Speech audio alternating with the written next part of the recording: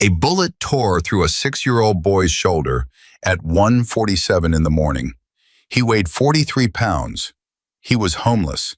He hadn't eaten in 2 days, and he threw himself between a loaded gun and a woman he had never met, a Hells Angels wife who didn't even know she was about to die.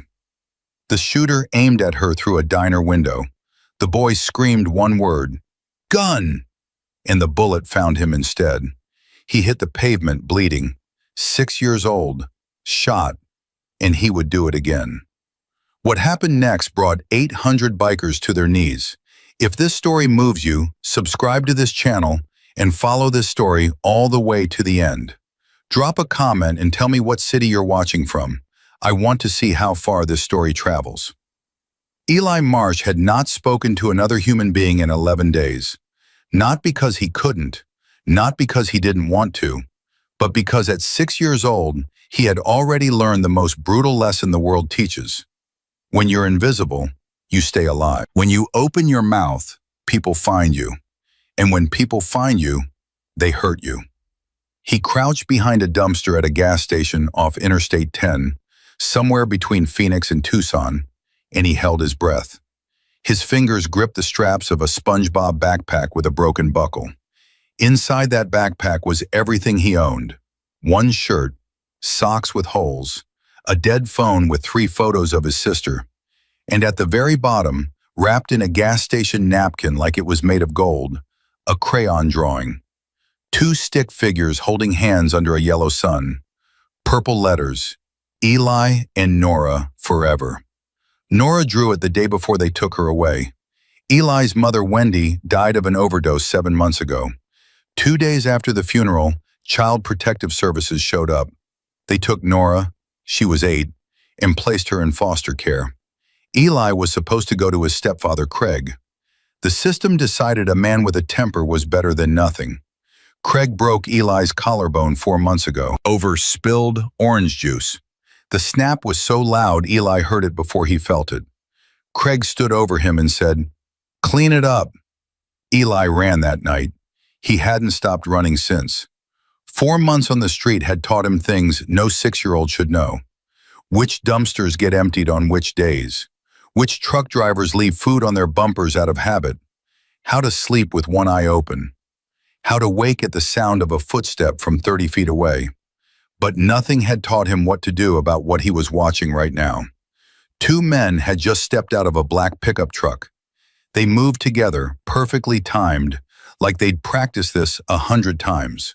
No stretching, no yawning, no checking phones. One went left, one went right. They were closing in on the diner from both sides. Eli had seen this before. On a nature show, wolves cutting a deer from the herd. And in real life, in Craig's kitchen, when Craig and his friend backed his mother against the refrigerator while Eli stood in the doorway, frozen, unable to move, unable to scream, unable to do anything except watch. The man on the right shifted his jacket. Eli saw the shape underneath. He knew that shape. Craig kept one in the closet, waved it at the CPS worker who came for Nora. The barrel caught the kitchen light while Nora screamed behind the table, and Eli's legs turned to concrete. Now the man's hands slid inside his jacket. His fingers wrapped around something metal. Eli's whole body went cold. Inside that diner, a woman sat alone in a booth. She had her back to the door. Her head was bent over a cup of coffee. She had no idea what was coming. Her name was Jolene Calder. She was 34 years old. Her husband, Rex, had been dead for 8 months.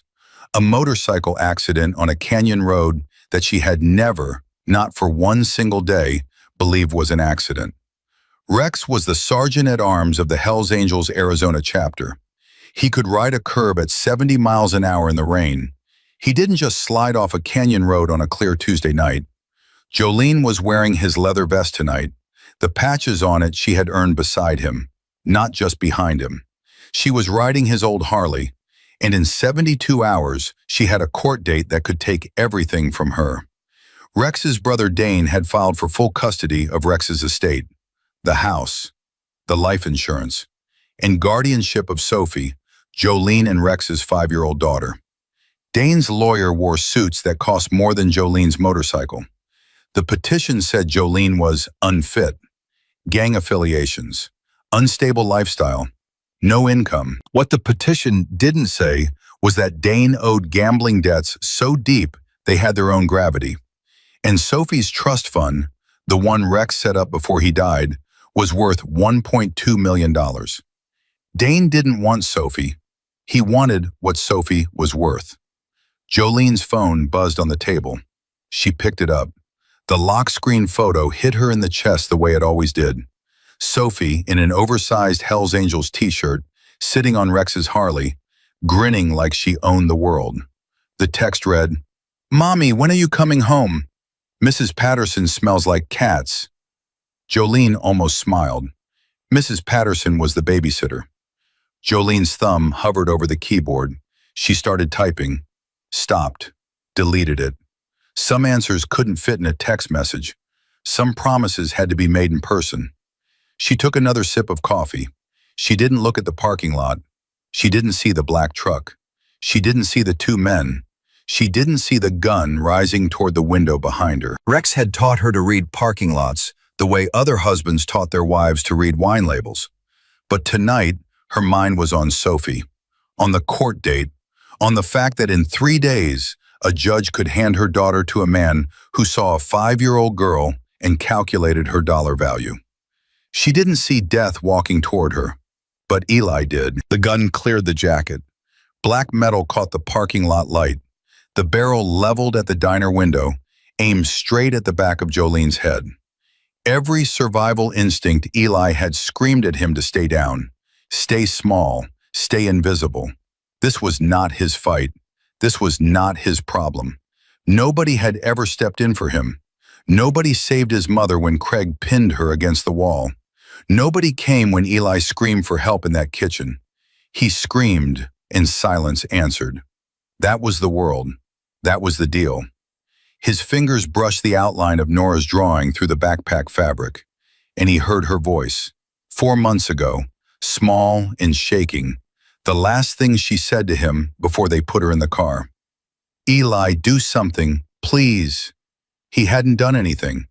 He'd stood in the doorway of Craig's house and watched them take his sister, and he hadn't moved, hadn't screamed, hadn't fought. The guilt had lived inside his chest for 4 months like a second heartbeat. Now a woman was about to die. A woman he didn't know. A woman who had people who loved her, who had a daughter, who had a life, and she was 8 seconds from losing all of it. Eli's legs moved before his brain caught up. He exploded out of the shadows. 43 pounds of terror and determination. His shoes slapped the pavement. His voice ripped out of his throat, raw and broken, a sound no child's vocal cords were built to make.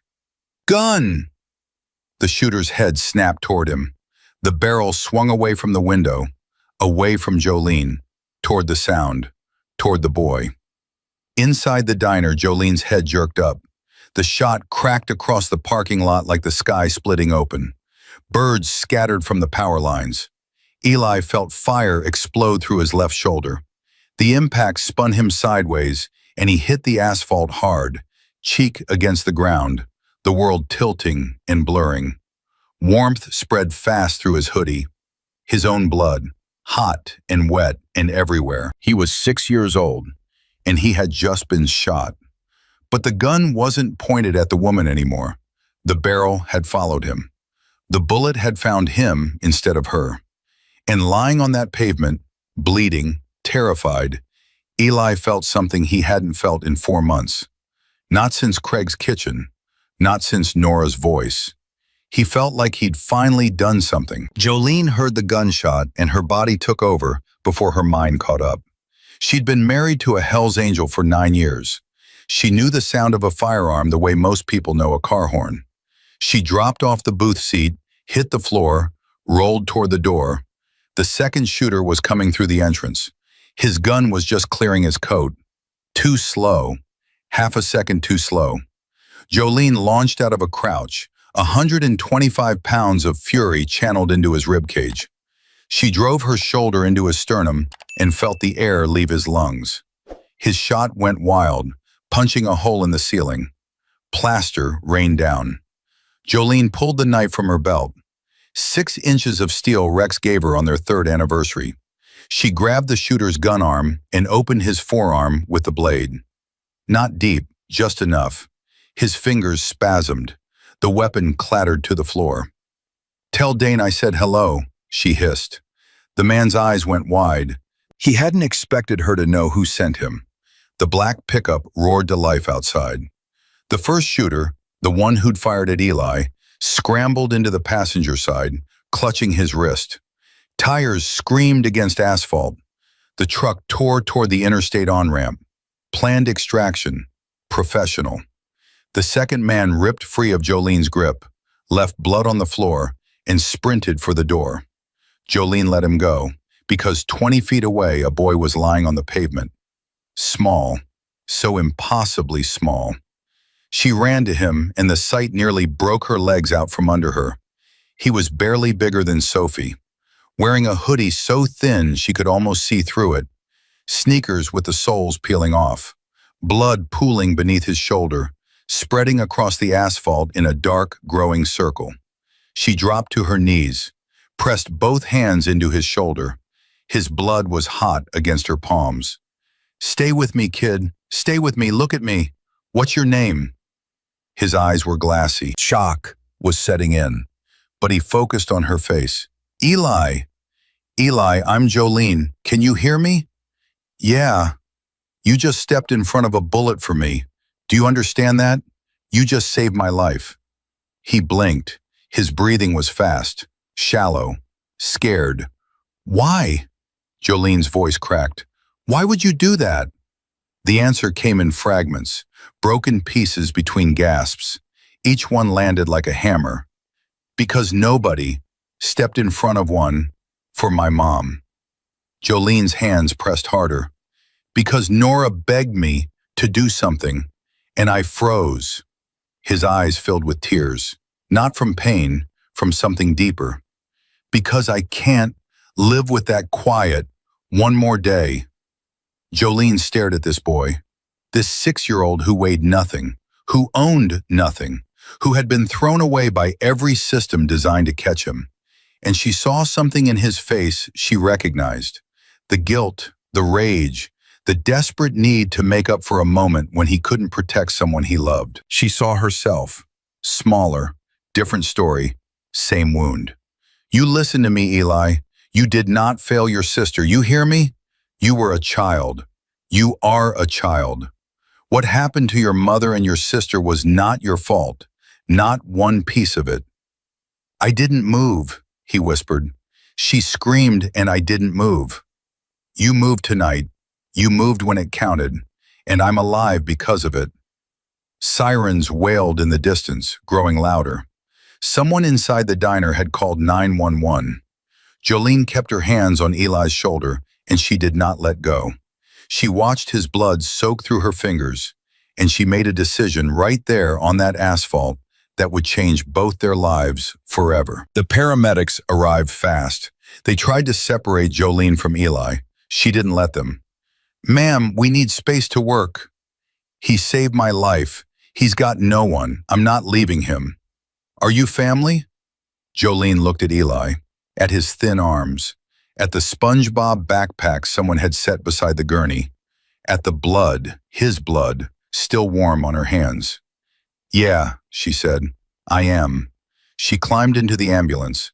Nobody stopped her. Something in her voice made it clear that stopping her was not an option. In the ambulance, Eli drifted in and out. The paramedics worked on his shoulder. Jolene held his other hand, the one without an IV, and she pulled out her phone. She called Connor Wade, president of the Hells Angels Arizona chapter. 57 years old, voice like gravel dragged across a church floor. A man who had buried friends, raised sons, built a brotherhood on principles most people couldn't spell, let alone live by. "Connor, it's Jolene." "It's 2 a.m, Jolene. I need the club. I'm calling in the oath." Silence. 3 full seconds. When you call in the oath, you're invoking the deepest commitment the brotherhood has. It means you need everything. It means the threat is real. It means the family is in danger. Connor's voice changed. The gravel sharpened to steel. You sure? That's not something we invoke lightly. Jolene looked at the boy on the gurney, 6 years old, pale as paper, breathing through a machine, bleeding through bandages. A child the world discarded who turned out to have more courage than men 3 times his age. I'm sure. A kid named Eli just took a bullet for me. Someone tried to kill me tonight, Connor. Professional hit. 2 shooters, coordinated approach, black pickup for extraction. They knew exactly where I'd be. Who? Dane. Connor didn't ask how she knew. He didn't need to. He gets me out of the way. He gets Sophie, the trust fund, the house, everything Rex left. Everything Rex built. Rex's own brother. Rex's own brother hired someone to put a bullet through my skull, and instead a 6-year-old homeless boy took it in the shoulder. Another silence. Then Connor's voice dropped low. Not soft, low. The kind of low that comes before thunder. Where are you? St. Mary's. We're 5 minutes out. I'll make the calls. Every chapter within riding distance. Jolene, this boy, he's under protection now, you understand? He stepped between a gun and one of ours. That puts him under the oath whether he knows it or not. He's 6, Connor. He doesn't even know what the oath means. Then we show him. Eli went into surgery at 3:14 a.m. The bullet had gone through clean, entered the front of his left shoulder, exited the back. Missed the subclavian artery by less than an inch. The surgeon told Jolene that a centimeter to the right and the boy would have bled out in that parking lot before the ambulance arrived. But the bullet wasn't the only thing trying to kill him. 4 months on the street had wrecked his body. Severely malnourished, dehydrated, his immune system was in ruins. He had infections the doctors hadn't identified yet. The surgeon said the next 48 hours would determine everything. Jolene sat in the ICU waiting room, alone, blood still on her jeans, Rex's leather vest still on her shoulders, and for the first time in 8 months, since the night they told her Rex was dead, she cried. Not for herself, for a boy who had spent 4 months eating out of dumpsters because the adults in his life had failed him in every possible way. A boy whose mother died, whose sister was taken, whose stepfather broke his bones, whose country looked the other way. A boy who had every right to hide behind that dumpster and let the world keep burning. And instead, he ran toward the fire. She wiped her face, pulled herself together, and went into his room. He was unconscious, small in the hospital bed, tubes in his arms, monitor beeping steady. His SpongeBob backpack sat on the chair beside him. The nurses had kept it close, God bless them. Jolene sat down, took his hand, and she talked to him, whether he could hear her or not. You didn't just save some random biker's wife, Eli. You saved a mother. You understand? If I died tonight, my daughter goes to Dane, a man who doesn't love her, a man who looks at a 5-year-old girl and sees a bank account. You saved Sophie's future. You gave my daughter her mother back. She squeezed his hand. And that's a debt, kid. That's a debt I spend the rest of my life paying. By sunrise, Jolene heard them coming. The rumble started low, distant, like thunder that wouldn't stop. It grew and grew until the walls of the hospital hummed with it. She walked to the window and looked down at the parking lot. Motorcycles, arriving in pairs, then in groups, then in waves. Harleys and choppers in custom builds, chrome catching the first light of dawn. Men and women in leather, riding hard, engines roaring. They came from Phoenix, from Tucson, from Flagstaff, from across the state line, New Mexico, Nevada, California. Chapters answering the call. The oath had gone out, and the Brotherhood responded. 40 bikes, then 80, then 150. By mid-morning, over 800 motorcycles filled the hospital parking lot and spilled onto the surrounding streets. A nurse stood at the window beside Jolene, mouth open. "Ma'am, what is happening in our parking lot?" "A sacred obligation," Jolene said. The nurse waited for more. Jolene didn't give it. For anyone who understood the language of the Brotherhood, those two words said everything. Then Jolene's phone buzzed. She looked at the screen and every drop of warmth drained from her body. The text was from Miranda Shaw, CPS caseworker, and it said, "Dane Calder filed an emergency custody motion this morning. He's claiming you were involved in a gang-related shooting last night. A judge has granted a temporary emergency order. Sophie has been placed in 72-hour foster care. I'm sorry, Jolene. My hands are tied." Jolene read it twice, 3 times. Her hands started shaking and she couldn't make them stop. Dane had tried to have her killed. When that failed, when a 6-year-old boy absorbed the bullet meant for her, Dane weaponized the aftermath. He used the shooting itself as evidence against her, used the 800 bikers in the parking lot as proof of gang activity endangering a child. He tried to murder her, and when that didn't work, he used his own murder attempt to take her daughter. Jolene's blood went cold, then it went hot. Her fingers tightened around the phone until the screen cracked. She called Connor. "Tell everyone to clear out. Right now. Every bike, every rider, gone. Last thing I need is news cameras filming 800 Hells Angels, while Dane's lawyer screams gang affiliation in front of a judge. Jolene, he took Sophie. Dane took my daughter, Connor. CPS has her in emergency foster care. He's using last night against me. He's using us against me." Silence on the line. Then Connor's voice, quiet and dangerous. "I'll clear the lot. But before we go, there's someone you need to meet." His name was Reese McGuire, tech specialist from the Nevada chapter. Red-brown hair, tattoo sleeves up both arms, moved like ex-military because he was ex-military. If it had a circuit board, Reese could make it confess. Connor brought him to Eli's hospital room. Reese sat on the windowsill and spoke fast and precise, like a man who didn't waste words. "I've been watching Dane Calder since Rex's death. Didn't trust the accident. Neither did half the chapter. Here's what I've got." Jolene leaned forward. "Dane's a creature of habit.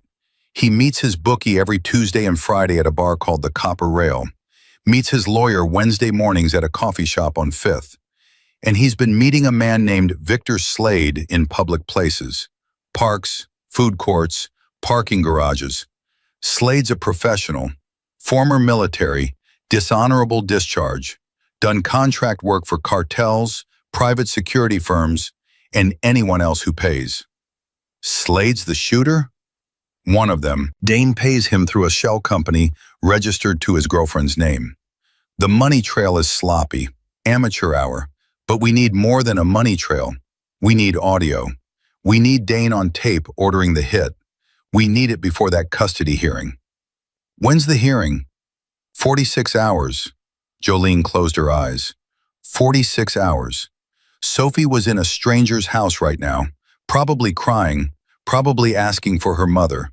And Jolene had 46 hours to prove that the man trying to take her daughter was the same man who tried to put her in the ground. She opened her eyes, looked at Eli, who was awake now, pale, bandaged, an IV in his arm, but his eyes were open and sharp and listening. "You spent 4 months invisible," Jolene said to him, "moving through the world like nobody could see you, getting close to people without them knowing. I need that.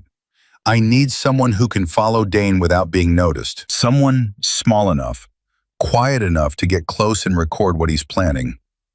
Eli stared at her. "You want me to spy on him? I want you to help me save my daughter. Sophie is 5 years old and she's in foster care right now because the man who tried to kill me is using his own crime as a weapon. I need evidence, real evidence, and I need someone invisible to get it." "What do I get?" The question surprised her. Not because it was selfish, it wasn't. She could see in his eyes exactly what he was going to say. "You find my sister, Nora. She's in foster care somewhere, and nobody will tell me where. You help me save Sophie, and I help you find Nora. I bring her home. Jolene held out her hand. Deal. Eli took it. His grip was weak. He'd been shot 12 hours ago, but his eyes were steady. Deal.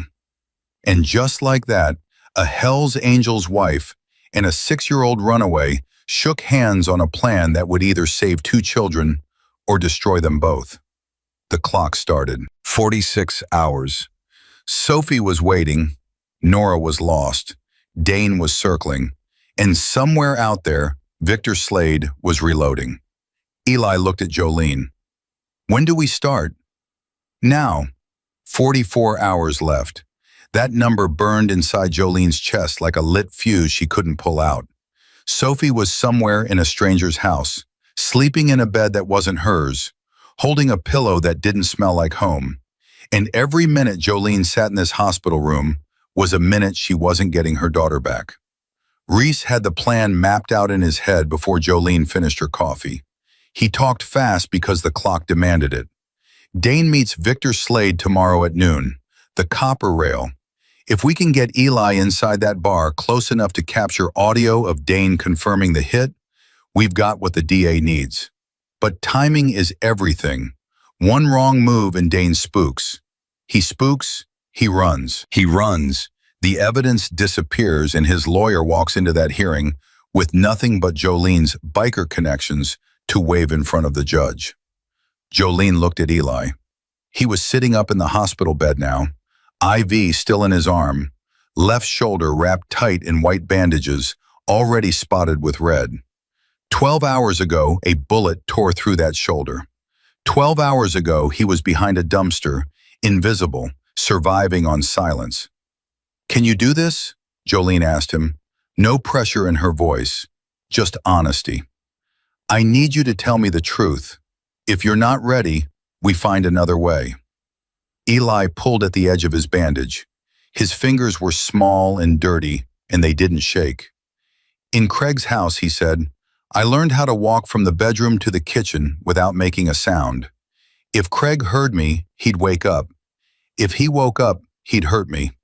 I did it every night for 3 months, barefoot on wood floor. Didn't make a sound once. He looked at Jolene, 6 years old, with eyes that had already seen too much. I can sit in a bar and look like nobody. That's all I've ever been. Reese reached into his bag and pulled out a shirt button. Except it wasn't a button. It was a microphone, so small it could pick up a conversation from 15 feet away and transmit it in real time. This goes on your shirt. You don't touch it. You don't fidget with it. You don't even think about it. It's just a button. Understood? Eli nodded. Reese pulled out a rubber bracelet next. Blue. The kind kids trade at school. Panic button. You squeeze it hard, it sends a GPS signal, and we come get you. 90 seconds or less. You feel scared, you feel wrong, you feel anything, you squeeze. No shame in it, no judgment. That bracelet is your lifeline. What if they see it? It's a rubber band. Every kid in America has one. That's the point. Jolene knelt beside the bed so she was eye level with Eli. She took both his hands. His fingers felt like twigs in her palms. Eli, listen to me carefully. You are not doing this alone. Reese will be in a van 50 feet from the bar. I'll be around the corner on Rex's bike. Connor's got 4 riders within 2 blocks.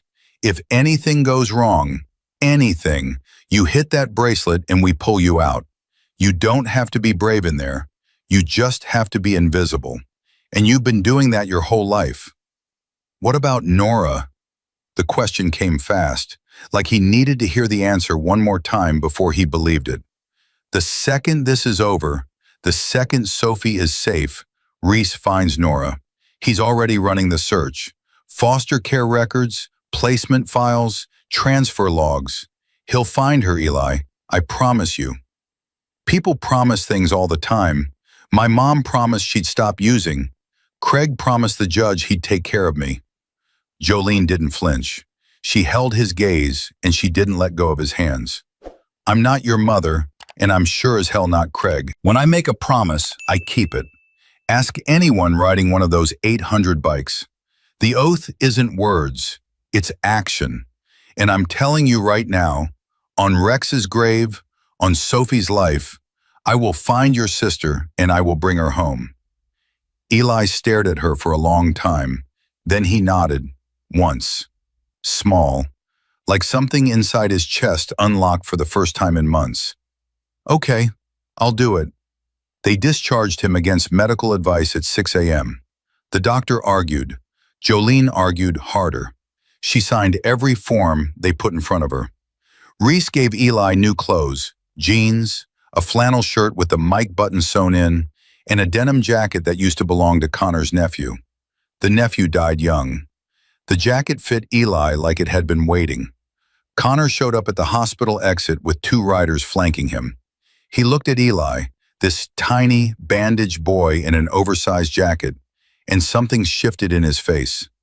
Not pity, recognition, like he was seeing a version of himself from 50 years ago. You the kid who took the bullet? Yes, sir. Don't call me sir, call me Connor.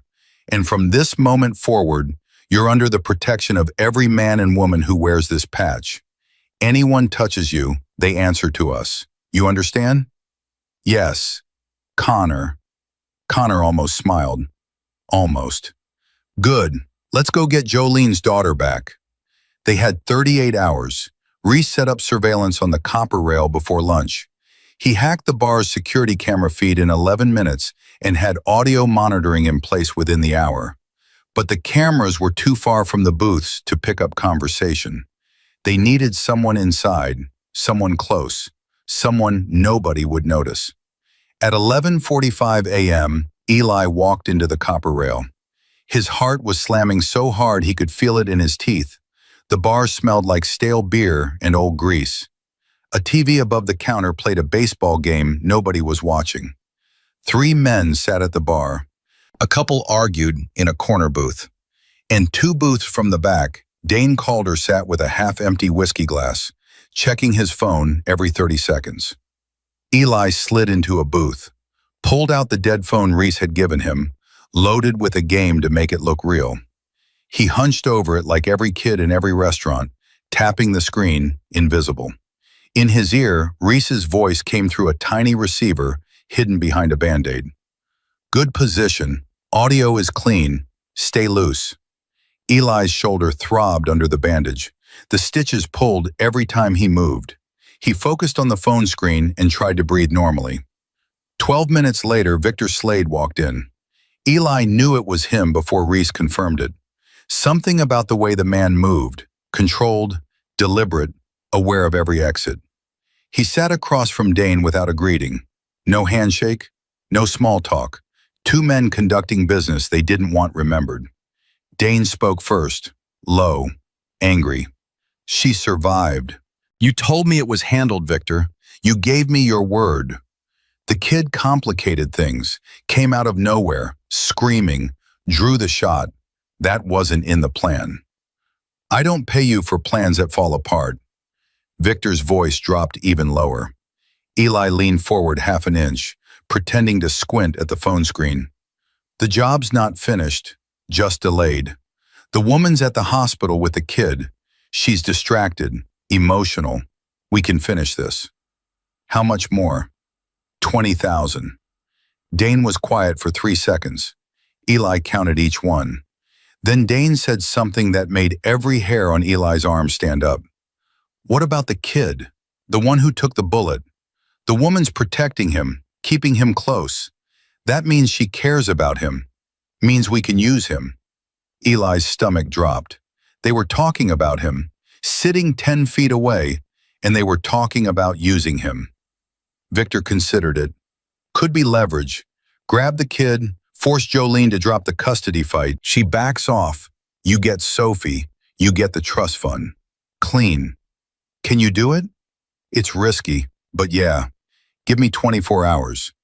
Eli's finger found the panic bracelet. He squeezed.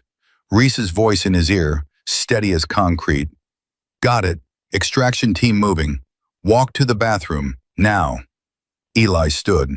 Walked toward the bathroom at the back of the bar. His legs felt like water. Dane didn't look up. Victor didn't look up. Nobody looked at the scruffy kid with the dead phone walking to the men's room. He pushed through the bathroom door. The back window was already open. Jolene's hand reached through and grabbed his arm, pulling him out and onto the back of Rex's Harley before his feet touched the ground. They were gone in 12 seconds. 3 blocks away, Jolene pulled over, killed the engine, turned to Eli. Her face was white. "What did you hear?" Eli told her. Every word. Dane confirming the hit, Victor negotiating the price, and the plan to kidnap Eli as leverage. Jolene's jaw clenched so tight Eli could see the muscles move under her skin. "They're coming for you now. They think grabbing you forces me to give up Sophie. Are you going to give up?" Jolene looked at him like he'd spoken a foreign language. "I don't give up. I've never given up on anything in my life. Rex used to say I was too stubborn to die. He was right." She pulled out her phone and called Connor. "We got the audio. Dane confirmed the hit. 20,000 more to finish it. And now they want Eli. They're planning to grab him within 24 hours to use as leverage." Connor's voice came back controlled, but Eli could hear the anger underneath it, rumbling like an engine before it redlines. "They want to kidnap a 6-year-old boy who's under our protection. That's what you're telling me. That's what I'm telling you. What do you want to do?" Jolene closed her eyes. What she said next would haunt her for the rest of her life, whether it worked or not. "We let them come." Silence. 3 seconds. 5. Then Connor said, "Explain." "We let them come for Eli, but we control it. Every step. We pick the location. We wire it. We have people in position. We let Victor take him. We follow. We record everything. Victor admitting to the murder for hire. Dane ordering the kidnapping. We get it all on tape, and we hand it to the DA before that hearing." "You're talking about using this boy as bait, Jolene." "I'm talking about giving him a choice." She turned to Eli. Her eyes were wet, but her voice was steady. "You don't have to do this. I mean that. If you say no, we find another way. We go to the police with what we have, and we pray it's enough. I won't think less of you. Nobody will." Eli looked at her. He thought about Nora, about the kitchen, about the drawing in his backpack, about 4 months of being invisible while the world walked past.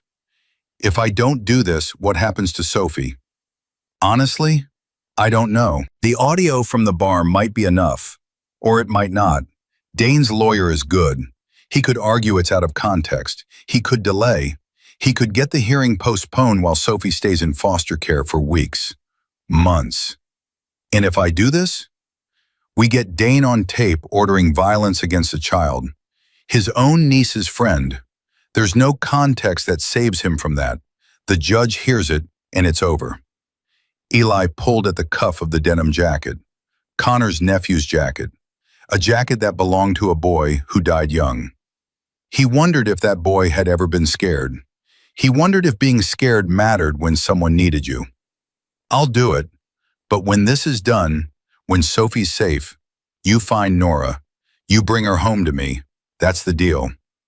That's the deal." "Say it again." Jolene put her hand on his shoulder, the good one. "I will find Nora. I will bring her home. On my life, Eli." "Okay," he exhaled. "Where do they grab me?"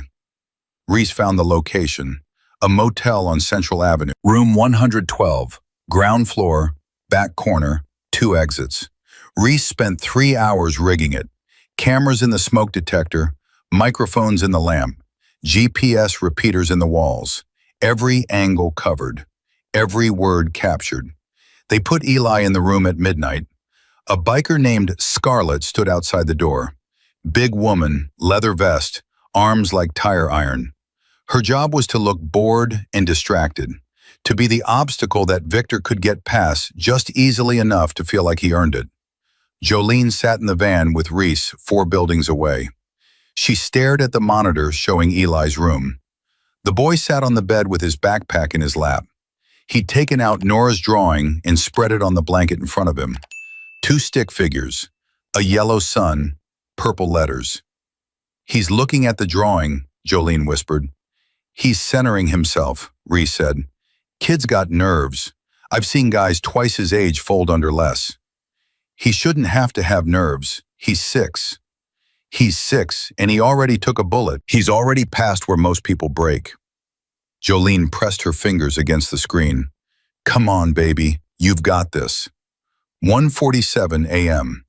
Exactly 24 hours since Eli was shot. The door to room 112 blew inward. Victor Slade came through gun first. Fast. Professional. He spotted Eli on the bed and crossed the room in 3 strides. Nothing personal, kid. Wrong place, wrong time. You've got value and I've got debts. Eli reached for the panic bracelet. Victor grabbed his wrist first, twisted it. Eli gasped, not from pain but from the speed of it. Victor had zip ties out of his pocket and around Eli's wrists before the boy could blink. In the van, Jolene lunged for the door.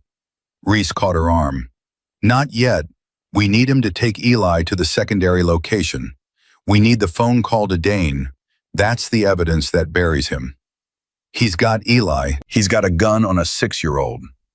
And we've got GPS on the jacket, audio on the shirt, and 15 riders within 60 seconds of any point in this city. Eli is tracked. Eli is covered. But if we move now, we get Victor for kidnapping and nothing else. We need Dane's voice ordering the harm. That's what wins you, Sophie. Jolene's whole body shook. Every instinct screamed at her to kick that door down and tear Victor apart with her bare hands. But she thought of Sophie, in a foster home, asking for her mother, waiting. 2 minutes, she said. He gets 2 minutes in that van and then I'm coming. That's all we need. Victor dragged Eli outside. Scarlett was on the ground, unconscious but breathing. Victor loaded Eli into a white van and pulled onto Central Avenue, heading south. Through the wire, Eli heard Reese's voice. Tracked. Units moving. 2 minutes. Stay calm. Stay calm. He was zip-tied in a van with a man holding a gun. The zip ties cut into his wrists. His shoulder screamed where the stitches pulled. The van smelled like gasoline and cigarettes and something else. Something old and metallic that Eli recognized from Craig's closet. Gun oil. Victor drove without speaking. Eli counted turns. Left, right, right. Straight for a long time, then left again. The van stopped. Victor pulled Eli out and walked him into a building. Big, empty, cold. He tied Eli to a metal support beam with more zip ties and stepped back. Then he pulled out his phone, hit a number, put it on speaker. Dane's voice filled the empty space. You got him? I got him. Send the message to Jolene. Drop the custody case or the kid's dead. Eli held his breath. This was it. This was the moment they needed.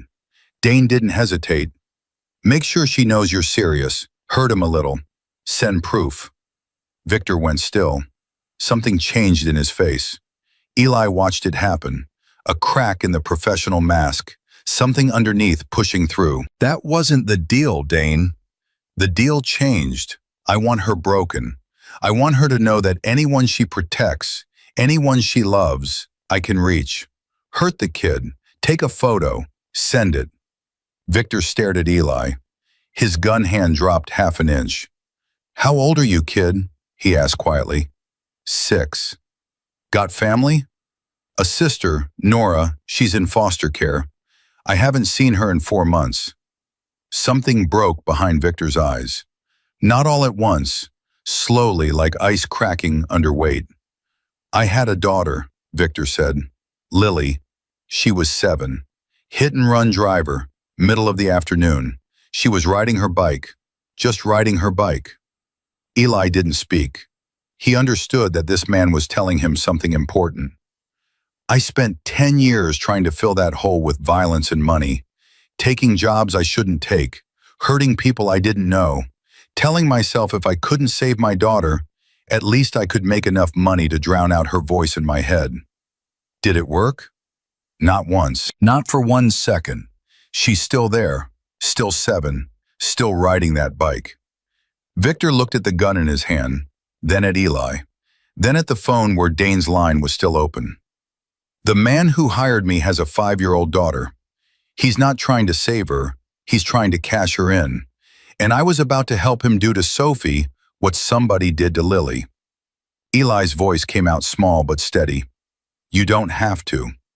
Kid, you don't understand how this works. I understand that you're holding a gun and you're crying. Victor touched his face. His fingers came away wet. He hadn't even noticed. The warehouse door exploded inward. The concussion shook the walls. 15 Hells Angels poured through the opening in formation, weapons drawn, boots hitting concrete, moving with military precision. And behind them, walking in last, unarmed and calm, came Jolene. She looked at Victor, at the gun, at Eli tied to the beam. Let him go. Victor held the weapon. He didn't raise it. He didn't lower it. He stood caught between the thing he'd been paid to do and the thing his daughter would have wanted him to do. You were paid to kill a mother, Jolene said.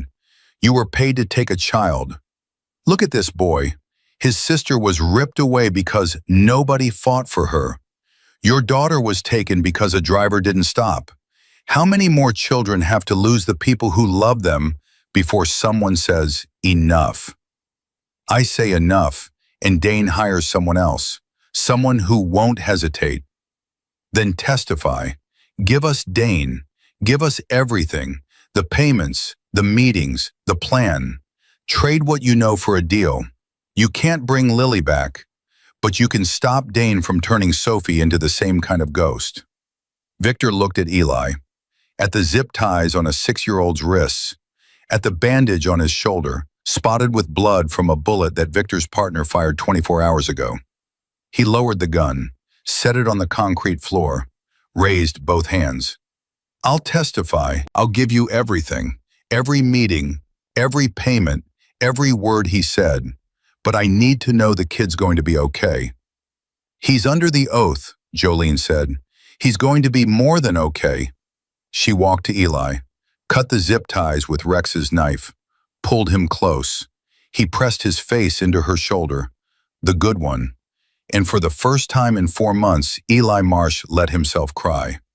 Not from pain, not from fear, from the overwhelming, terrifying relief of realizing that somebody came for him, that when he called for help for the first time in his life, the silence answered back. Jolene held Eli for 32 seconds. She counted, not because she wanted to let go, but because 32 seconds was all they had. The clock was still running. Sophie was still in foster care, and the recording on Reese's equipment, Dane's voice ordering a child hurt, had an expiration date. If they didn't get it to the district attorney before the custody hearing, none of this mattered. Victor's surrender meant nothing without the legal system to back it up. A confession in a warehouse full of bikers wasn't evidence. It was a story, and stories don't hold up in court. Reese was already on the phone when Jolene walked Victor out of the warehouse. Victor's hands were behind his back, not cuffed, not restrained, just held there by choice, like a man who decided to stop running. 2 Hells Angels flanked him, close enough to grab him if he changed his mind, far enough to let him feel like the decision was still his. I've got the full recording, Reese said, holding up a tablet. Dane's voice is clean. Hurt him a little. Send proof. That's conspiracy to commit violence against a minor. Combined with the murder-for-hire audio from the copper rail, we've got enough for the DA to move tonight. Tonight? Jolene asked. We deliver this at 4 a.m. The DA's office can have warrants drafted by 5. Dane gets arrested before breakfast. Charges filed before the hearing. Connor stepped forward. He'd been standing at the back of the group, watching, arms crossed, saying nothing. When Connor Wade was quiet, it meant he was thinking. When he was thinking, everyone waited. Victor, Connor said, you understand what happens now. Victor nodded. He looked 10 years older than he had an hour ago. The professional mask was gone. Underneath it was a man who hadn't slept properly since his daughter died and had spent a decade pretending that violence could replace grief. I give a sworn statement. I testify. I name Dane as the man who hired me.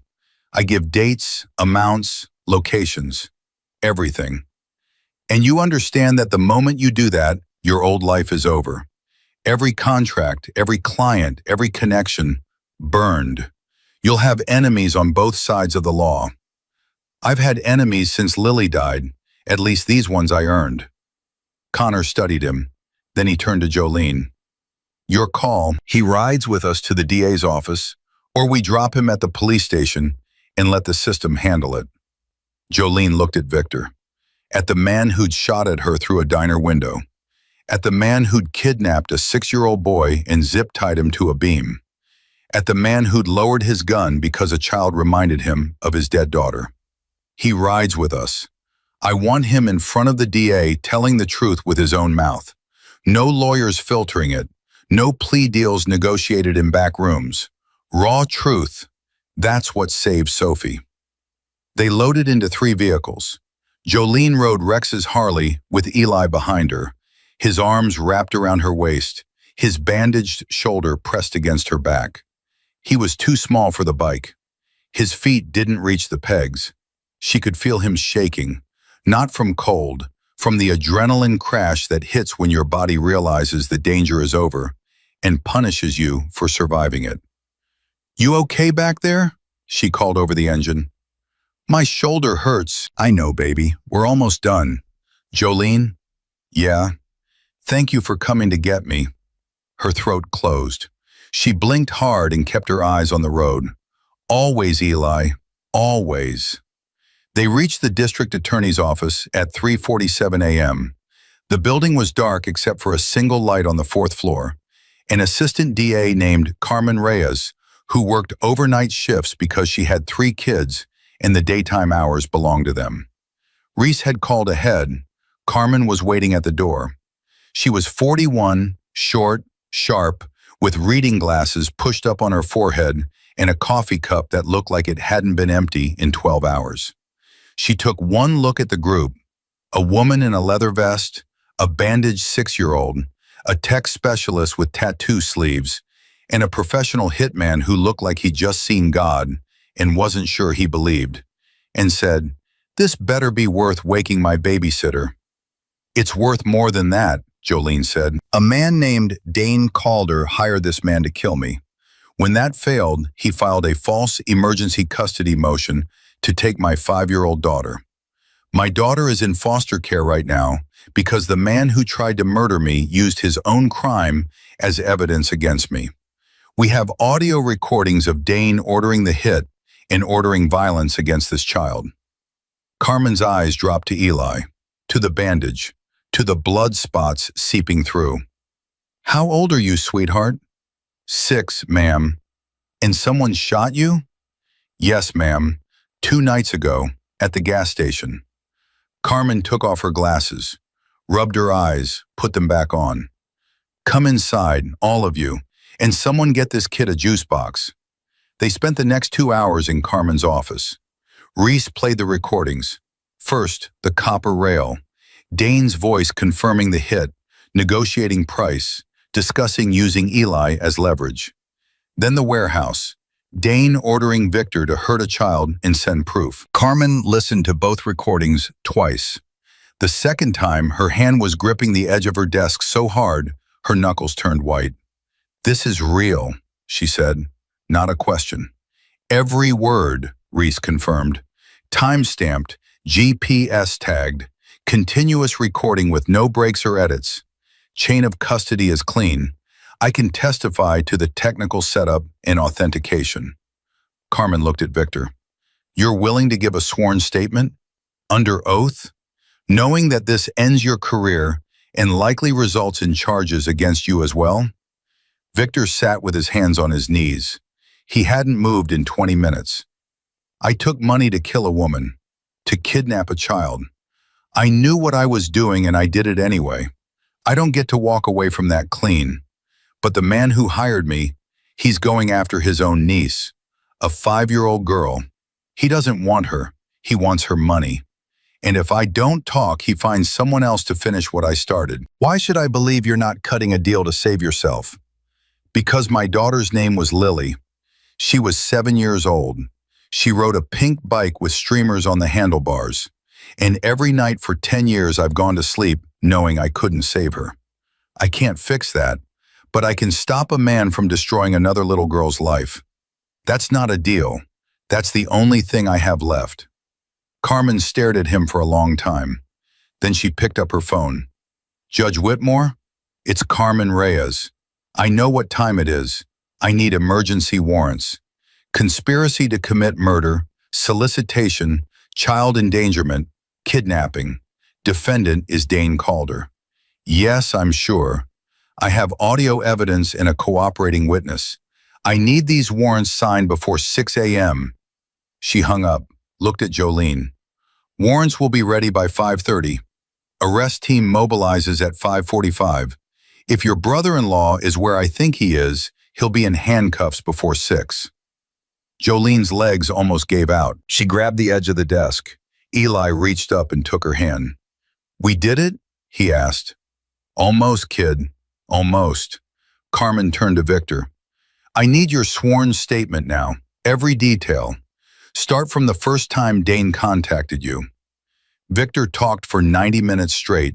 He gave dates, amounts, locations. He described 3 meetings with Dane. The first at a parking garage downtown where Dane laid out the plan. The second at a restaurant where the price was negotiated. The third in Dane's car where the timeline was confirmed. He gave the name of the shell company Dane used to funnel payments. He gave the account number. He described the night of the shooting in detail, the approach, the positioning, the target, and the moment a 6-year-old boy erupted from behind a dumpster, screaming one word that changed everything. Carmen recorded every word, had Victor sign every page, notarized the statement with a stamp she kept in her desk drawer for emergencies. At 5:30 a.m., the warrants were signed. At 5:45 a.m., an arrest team assembled. 6 officers, 2 detectives, and Carmen Reyes herself, because she said she wanted to see the look on Dane Calder's face. At 5:58 a.m., they hit Dane's girlfriend's apartment. Jolene wasn't there. Carmen told her to stay away. Conflict of interest, emotional involvement, a dozen legal reasons. Jolene didn't argue. She sat in Reese's van 2 blocks away with Eli beside her. Listening to the police radio Reese had patched into the vehicle speakers. The knock came through the radio first. Loud, authoritative. Dane Calder, this is the Phoenix Police Department.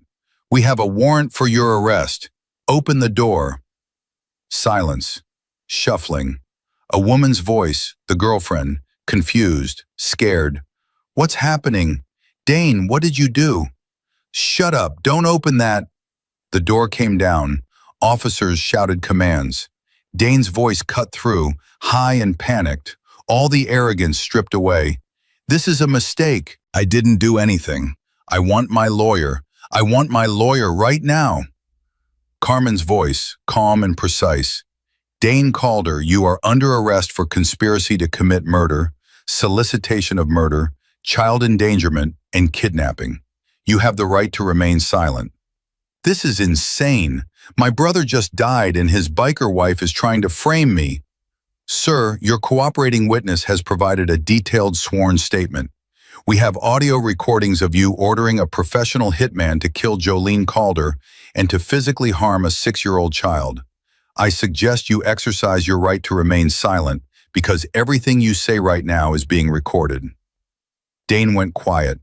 The kind of quiet that only comes when a man realizes that the walls he built with money and lawyers and lies have just collapsed around him. Jolene turned off the radio. She put her head in her hands, and she breathed. Eli sat beside her, quiet, watching her the way he'd watched the world for 4 months, carefully, from a distance, unsure if it was safe to get close. Is it over? He asked. Not yet. There's still the hearing. The judge has to see the evidence, rule on custody, make it official. But Dane's in handcuffs. His lawyer can't spin this. You can't spin audio of a man ordering someone to hurt a child. When's the hearing? Jolene checked her phone. 3 hours. 3 hours. Sophie had been in foster care for 31 hours. Every one of those hours sat on Jolene's chest like a stone. She imagined Sophie waking up in a strange bed, asking for her mother, being told she couldn't come, asking again, being told again. Sophie was 5. She didn't understand custody motions and emergency orders and legal proceedings. She understood one thing: her mother always came for her. And for 31 hours, her mother hadn't come. "I need to clean up," Jolene said. "I can't walk into that courtroom looking like I spent the night in a warehouse." Reese drove them to Jolene's house, the house Rex built. Jolene showered, changed clothes, put on the one blazer she owned, navy blue, bought for Rex's funeral, worn twice since. She looked in the mirror and saw a woman who'd been awake for 36 hours, who'd been shot at, who'd held a bleeding child on asphalt, who'd watched a hitman kidnap a 6-year-old boy she'd promised to protect, and who was about to walk into a courtroom and fight for her daughter's life. She looked like hell. She looked like a mother. Sometimes those were the same thing. Eli was waiting by the front door when she came downstairs. He'd changed his shirt, but kept the denim jacket.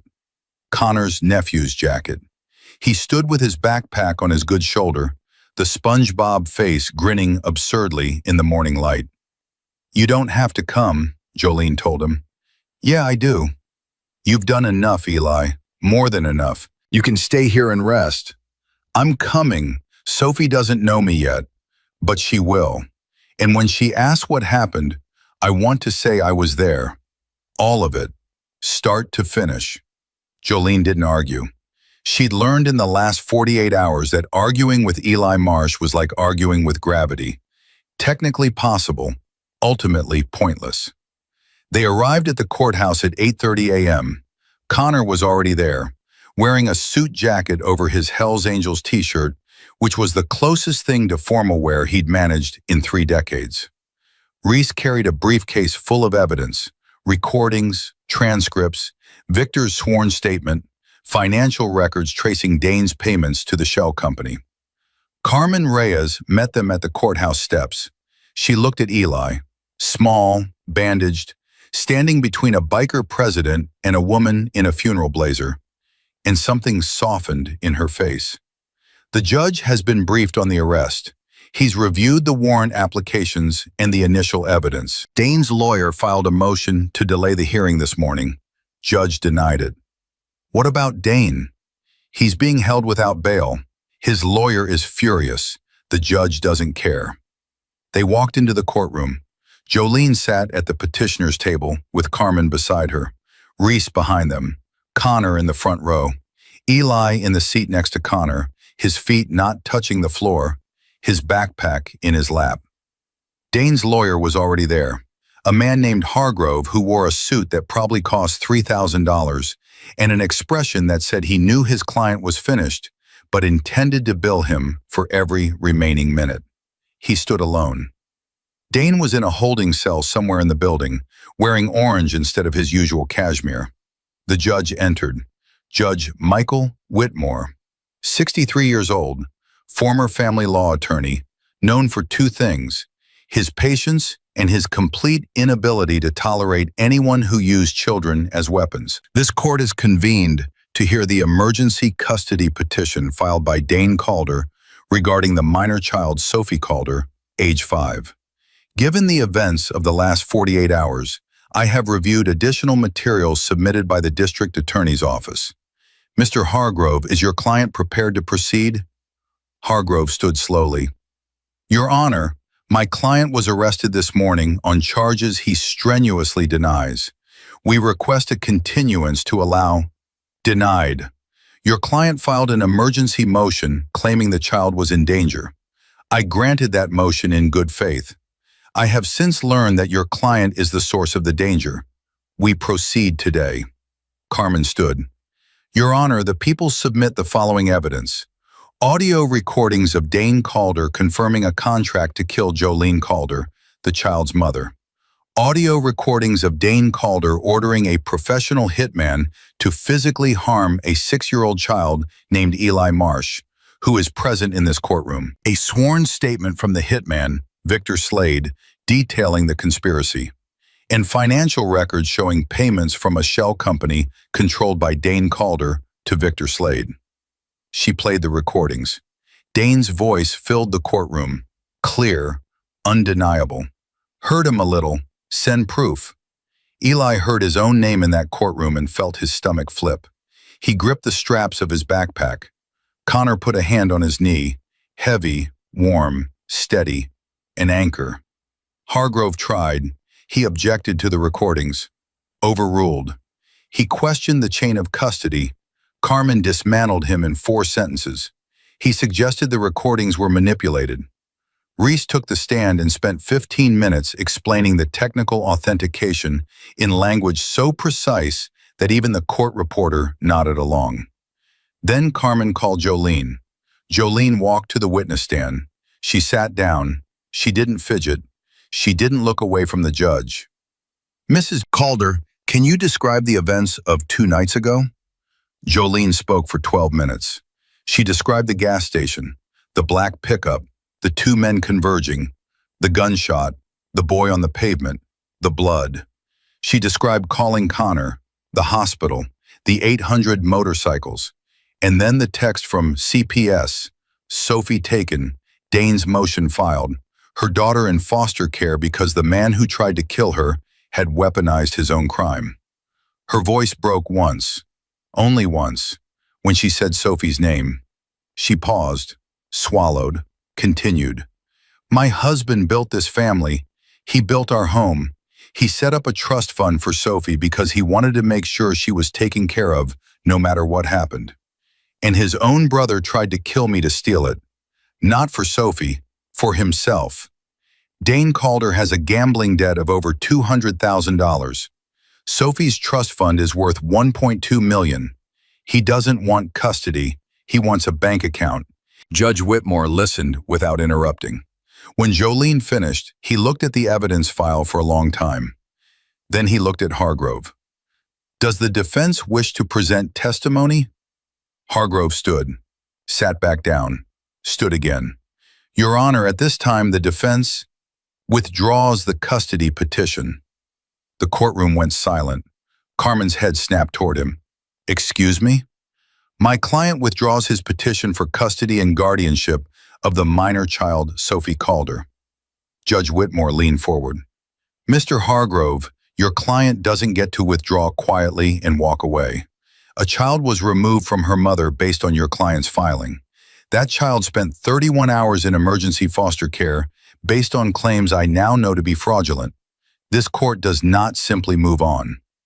He picked up the file, read from it slowly, deliberately, making sure every word carried the weight it deserved. The emergency custody petition filed by Dane Calder is denied. All claims of parental unfitness against Jolene Calder are dismissed with prejudice. The temporary custody order is vacated immediately. Full and permanent custody of Sophie Calder is awarded to her mother, Jolene Calder. Dane Calder's guardianship claims are permanently revoked. His visitation rights are terminated pending criminal proceedings. He set the file down, looked at Jolene. Mrs. Calder, this court owes you an apology.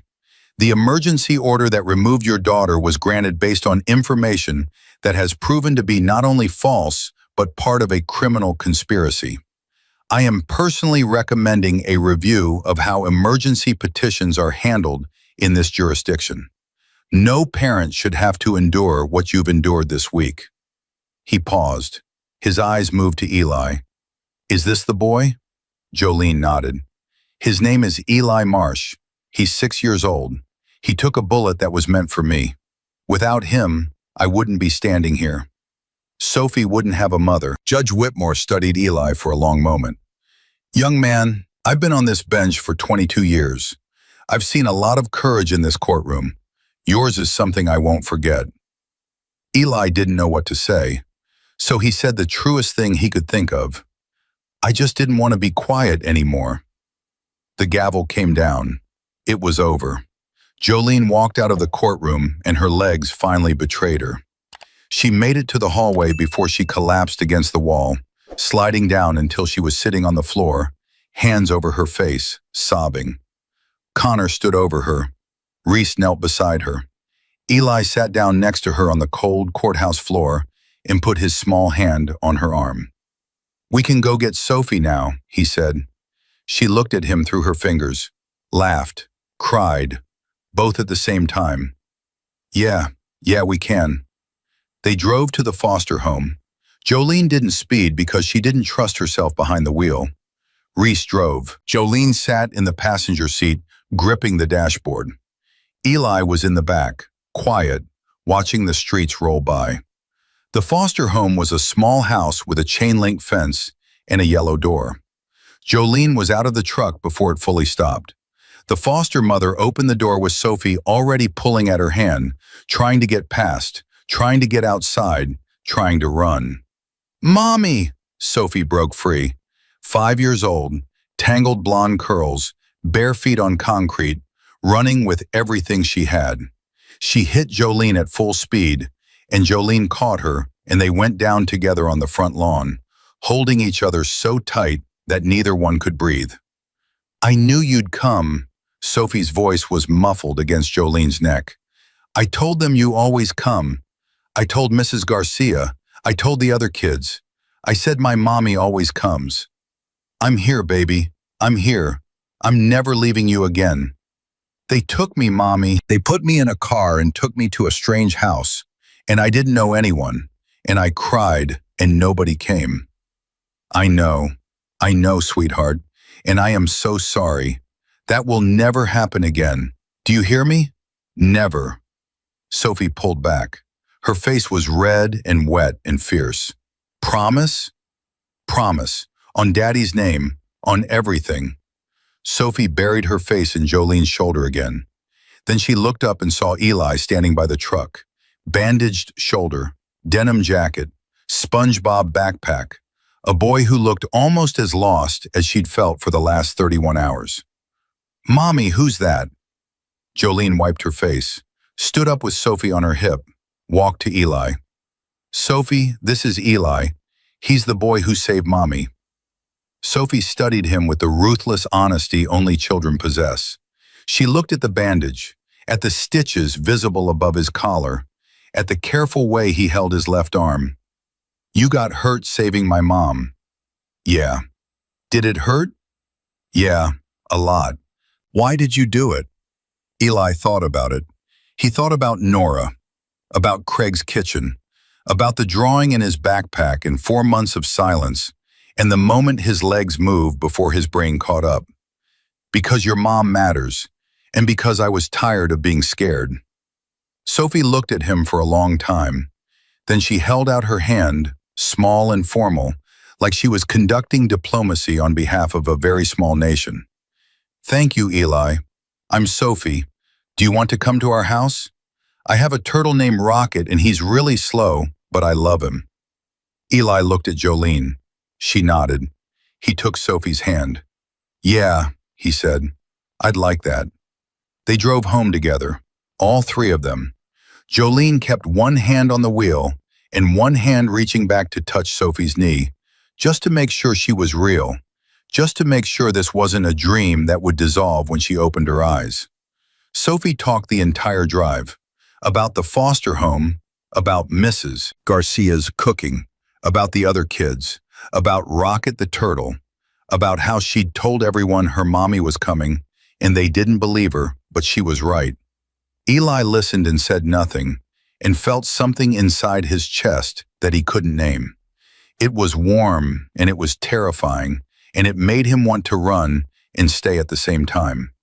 He'd been alone for so long that the sound of a family, even one this small, even one this broken, felt like a language he'd forgotten how to speak. They pulled into the driveway. Sophie scrambled out of the truck and ran for the front door. "Come on, Eli! Rocket is going to love you!" Jolene killed the engine, sat there, looked at the house Rex built, the house Dane tried to steal, the house that was still standing despite everything. She turned to Eli. You don't have to decide anything right now. You can stay here tonight. Tomorrow we figure out the next step. But I want you to know something." "What?" "This house has room. Rex built it with extra bedrooms because he wanted a big family. We never got the chance. But there's a room upstairs with a window that faces the mountains. And if you want it, it's yours." Eli looked at the house. At the front door, where Sophie had already disappeared inside, her voice echoing back, "Eli, hurry up! Rocket's awake." "What about Nora?" "Reese is already looking. He'll find her, Eli. And when he does, there's a room for her too." Eli gripped the straps of his backpack, the one with the broken buckle, the one with Nora's drawing at the bottom. "Okay," he said, quiet, like the word itself was fragile and he was afraid of breaking it. "Okay? Okay, I'll stay." He climbed out of the truck, walked toward the front door, stopped, turned back. "Jolene?" "Yeah?" "Nobody ever came back for me before, not once, my whole life." "I know. You came back, and I'll keep coming back, every time. That's not a promise, Eli. That's a fact." He nodded, turned around, walked into the house, and for the first time in 4 months, when the door closed behind him, he didn't flinch. Eli slept 14 hours straight. He didn't mean to. He lay down on the bed in the upstairs room, the one with the window facing the mountains, and told himself he'd just close his eyes for a minute. When he opened them, the sun had crossed the entire sky and was coming through the glass at a low, orange angle that meant evening. He sat up fast, heart pounding, the way he always woke, scanning for danger, listening for footsteps, calculating the nearest exit. Then he heard Sophie's voice downstairs, laughing about something, and Jolene's voice answering, and a smell he hadn't encountered in so long it took his brain 4 full seconds to identify it. Dinner. Someone was cooking dinner. For him. He sat on the edge of the bed and pressed his hands against the mattress. Soft, clean sheets. A pillow that didn't smell like concrete or cardboard or dumpster. His SpongeBob backpack sat on a chair by the door where he'd left it, and for the first time in 4 months, he didn't feel the need to keep it within arm's reach. He didn't feel the need to sleep with his shoes on. He didn't feel the need to map the exits. He felt something else.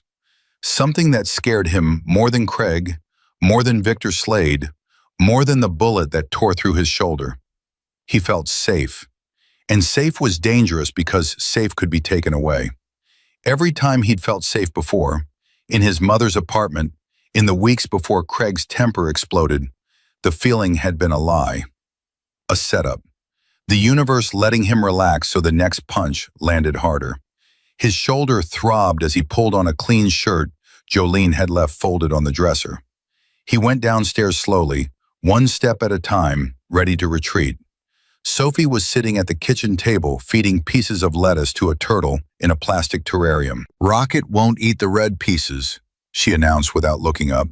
"He only likes the green ones. He's very picky." "Like you," Jolene said from the stove. She turned and saw Eli standing in the doorway.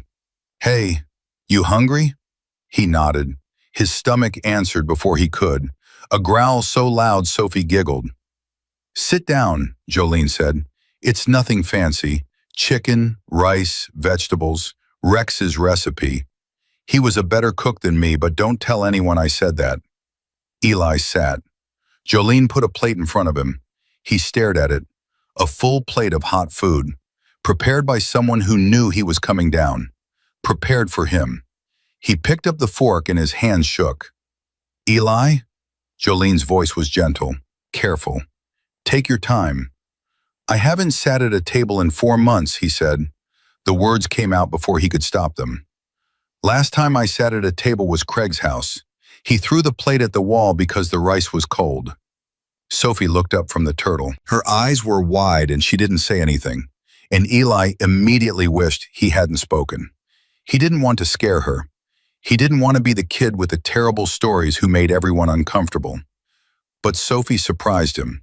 She got out of her chair, walked around the table, and sat in the chair next to his. She didn't say a word. She just moved closer. Like proximity was her answer to everything she didn't have words for yet. "Nobody throws plates here," she said finally.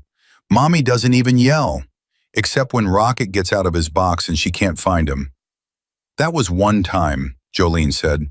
"You yelled pretty loud." "The turtle was under the refrigerator, Sophie." Eli laughed. It came out rusty and wrong, like a machine that hadn't been used in too long. But it came out, and something in Jolene's face shifted. Not a smile exactly, but a loosening, a release, like she'd been holding her breath for 2 days and finally let it go. They ate dinner. Eli cleared his plate in 4 minutes. Jolene refilled it without being asked. He cleared that one too. Sophie talked the entire time, about school, about her friend Madison who had a dog named Noodle, about Rocket's sleeping habits, about how her dad used to make pancakes shaped like motorcycles. "He'd put chocolate chips for the wheels," she said, "and a banana for the handlebars. They looked terrible, but they tasted amazing." "Your dad sounds cool," Eli said quietly. "He was the coolest.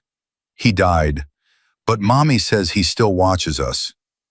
"Do you believe that?" Sophie thought about it with the seriousness only a 5-year-old can bring to theology. "Yeah, because sometimes when I'm sad, I feel warm, like somebody put a blanket on me, but nobody did. Mommy says that's Daddy." Eli thought about his own mother, about whether she watched him, about whether she saw him sleeping in drainage culverts and eating out of dumpsters. He hoped she didn't. He hoped wherever Wendy was, she couldn't see what had happened to her children. After dinner, Jolene put Sophie to bed. Eli sat in the living room holding his phone, the dead one, the one with 3 photos of Nora. He scrolled through them, even though he'd memorized every pixel.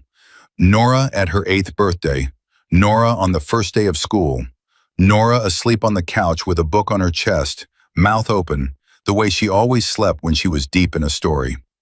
Jolene came back downstairs and sat across from him. "Reese called," she said. "He found Nora." Eli's whole body went rigid. The phone nearly slipped out of his hands. He gripped it so hard the cracked screen cut into his thumb. "Where?" "Foster home in Flagstaff. She's been through 6 placements in 4 months, Eli. 6 different homes." "6?" His voice cracked. "Why 6? "The file says attachment issues and behavioral problems. That's what they write when a kid is hurting too much for anyone to handle, when nobody wants to do the work. She's not a problem. She's scared. She's been scared her whole life, and nobody, 6 homes. They passed her around like she was nothing." "I know. When can we go?" "Reese is filing the preliminary paperwork tonight. I've already spoken to my lawyer about emergency guardianship. But the system moves slow, Eli. There are interviews, home studies, background checks. She can't wait for that. You don't know what it's like. Every time they move you, it breaks something. She's probably sitting in that house right now with her backpack packed, waiting to be moved again. That's what you do in foster care. You never unpack. Because unpacking means you believe you're staying, and believing you're staying is the worst mistake you can make." Jolene watched him. This boy who talked about survival the way other children talked about recess, who understood the psychology of abandonment at an age when most kids were learning to tie their shoes. 3 days, she said. Reese can fast-track the paperwork. I've got Connor making calls to the Flagstaff chapter. They know people in family services up there. 3 days, Eli. Can you give me 3 days? 3 days, 72 hours. He'd survived 4 months on the street. He could survive 72 hours in a house with a soft bed and a full refrigerator and a 5-year-old who talked to her turtle. 3 days, he said, but if it takes longer, it won't. If it does, I will drive to Flagstaff myself and carry her out, legal or not. That's not a threat, that's a plan. He believed her. For the first time in his life, when an adult made a promise, Eli Marsh believed it. The next 3 days were the strangest of Eli's life. Not because anything dramatic happened. The opposite. Nothing happened. The house was quiet. Jolene made breakfast. Sophie went to school. Eli sat in the living room reading books from a shelf that Rex had built, running his fingers over the spines, picking one at random and reading until his eyes burned. Nobody screamed. Nobody threw anything. Nobody came home drunk or angry or high. The silence was different from the silence he knew. The silence in Craig's house was a warning, the quiet before the storm, the held breath before the fist. The silence in Jolene's house was just silence, peace, the sound of a home where people weren't afraid. It terrified him. On the second night, Eli woke up at 2 a.m. and couldn't go back to sleep. He crept downstairs, silent, automatic, the way Craig's house had trained him, and found Jolene sitting at the kitchen table. Papers spread in front of her, a mug of cold coffee, Rex's leather vest draped over the back of her chair. "Can't sleep?" she asked without looking up. "How did you hear me? I didn't make a sound." "I'm a mother. We hear everything." He sat down across from her, looked at the papers, legal documents, guardianship petitions, his name on one, Nora's name on another. "You're filing for both of us?" "Emergency guardianship, for you and for Nora. My lawyer says we've got a strong case. Your stepfather has an active warrant for child abuse. Turns out the hospital where they set your collarbone filed a report that CPS never followed up on. Nora's been through 6 placements with no stability, and you've been living on the street for 4 months because the system failed you. What if they say no? They won't. But what if they do?" Jolene put down her pen, looked at him, really looked at him. "Eli, do you know what Rex used to say about fear?" "What?" "He said fear is a liar with a good memory. It remembers every time something went wrong, and it tells you it's going to happen again. But here's what fear doesn't do. It doesn't remember the times things went right. It doesn't remember that people can change, that the system can work, that sometimes, against all odds, the good guys win. The good guys didn't win for my mom. No, they didn't. And I'm sorry for that, truly. But they won for Sophie. They won for you. And in 3 days, they're going to win for Nora." Eli looked at the papers, at his name typed in official font on a legal document that said someone wanted him. Not for his labor, not for a government check, not because a court ordered it, because a woman chose him. "Jolene." "Yeah? Why are you doing this? You don't know me. You met me 2 days ago. I'm just some kid who was behind a dumpster." Jolene reached across the table and took his hand. "You're not some kid. You're the kid who heard a gunshot coming and ran toward it instead of away. You're the kid who spent 4 months surviving on the street because the adults around you failed. You're the kid who agreed to be bait, Eli, so a 5-year-old girl you'd never met could go home to her mother. That's not some kid. That's the bravest person I've ever met. And I've been married to a Hell's Angel." Rex was braver. Rex never took a bullet for a stranger at 6 years old. Trust me, he'd be the first one to tell you. The morning of the 3rd day, they drove to Flagstaff. Eli sat in the passenger seat of Jolene's truck and tried to keep his hands from shaking. Sophie was in the back seat, feet swinging, asking questions at a rate of approximately 1 every 8 seconds. "What if Nora doesn't like me?" "She'll like you, Sophie." "What if she doesn't like Rocket?" "Everyone likes Rocket." "What if she's allergic to turtles?" "Nobody's allergic to turtles, sweetheart." "What if—" "Sophie," Jolene's voice was firm but warm, "Nora is going to be scared. She's been moved 6 times. She doesn't know us. She doesn't trust anyone right now. So when we get there, I need you to be patient. Can you do that?" "I can do patient." "Good. For like 10 minutes. That's a start." The drive took 3 hours. Eli didn't speak for most of it. He held the dead phone in his lap, Nora's photo on the screen. 8 years old in the picture. She'd be almost 9 now. Her hair was probably longer. Her eyes were probably harder. 6 foster homes in 4 months did that. Each move filed another layer off the softness, until all that was left was armor. He knew because the same thing had happened to him. They pulled up to the foster home at noon. A woman met them at the door, Mrs. Riley, the current foster mother. Kind face, tired eyes. She shook Jolene's hand and looked at Eli with something between sympathy and sadness. "She's been waiting since yesterday," Mrs. Riley said quietly. "I told her you were coming and she packed her bag and sat by the window. She's been there for 26 hours. I couldn't get her to eat, couldn't get her to sleep. She just sits and watches the road." Eli's chest constricted so tight he thought his ribs would crack. "Can I see her?" "Upstairs, first room on the right." He climbed the stairs. Each step felt heavier than the last. Not from exhaustion, from terror. 4 months he dreamed about this moment. 4 months of sleeping in culverts and eating garbage, and carrying that drawing in his backpack like a holy relic. And now the door was right there. First room on the right, open. He knocked anyway, because Nora deserved the respect of someone asking permission to enter her space, even if the space wasn't really hers, even if it was temporary, even if she'd be leaving in an hour. "Come in." Her voice hit him like a wall of water. 4 months older, but still Nora. Still the girl who drew stick figures in purple crayon and read books until she fell asleep with them on her chest. She was sitting on the bed, hair longer than he remembered, eyes harder than he'd feared. Her backpack sat at her feet, packed, zipped, ready. She wore jeans with holes at the knees and a t-shirt with a faded unicorn on it that he'd never seen before. Some other foster home's donation, some other family's throwaway. They stared at each other. 4 months collapsed into a single look that held everything.